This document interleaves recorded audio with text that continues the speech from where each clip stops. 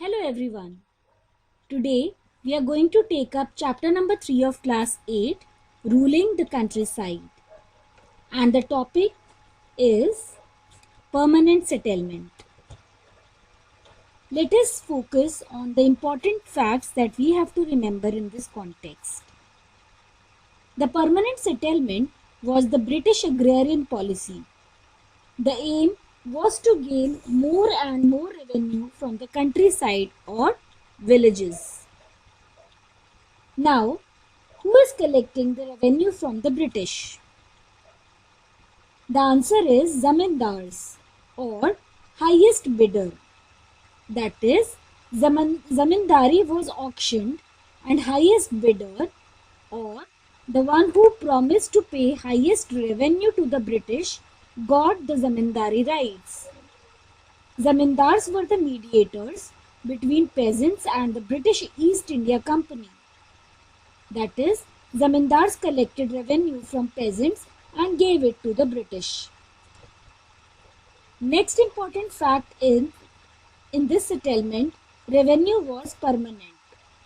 It would not change even if the production is more than revenue demand or production is less than the revenue demand. Let us see an example here. If the revenue fixed for a land was 5,000, then zamindar had to give 5,000 to the British. If the production was more, that is 7,000, then zamindar gets the profit of 2,000. But if the production was only 4,000, then zamindar had to bear the loss of 1,000. In case of profit, British expected the zamindars to invest on the improvement of land. Let us summarize all the points here.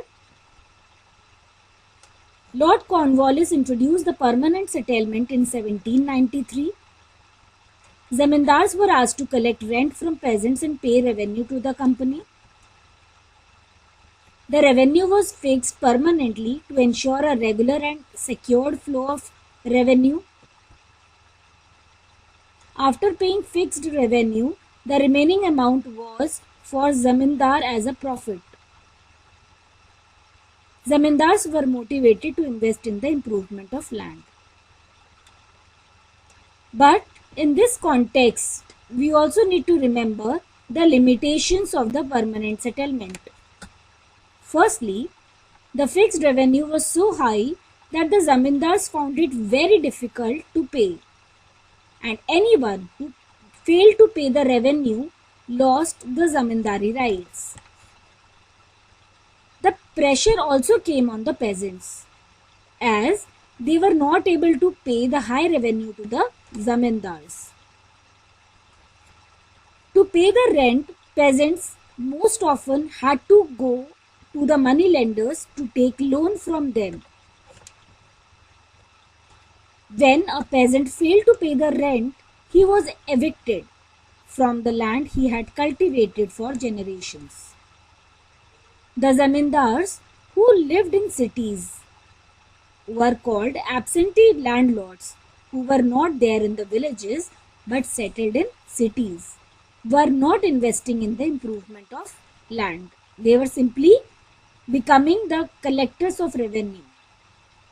By the first decade of the 19th century, the prices in the market rose and cultivation slowly expanded. And here we see that the permanent settlement had limitation even for the company. So when the cultivation increased and the price of the cultivation or the crops increased in the market, the company could not increase the revenue as it was fixed. So in such a case, the profit of the zamindars increased. So these are the limitations of the permanent settlement. If you have understood, you should be able to give answer of these questions.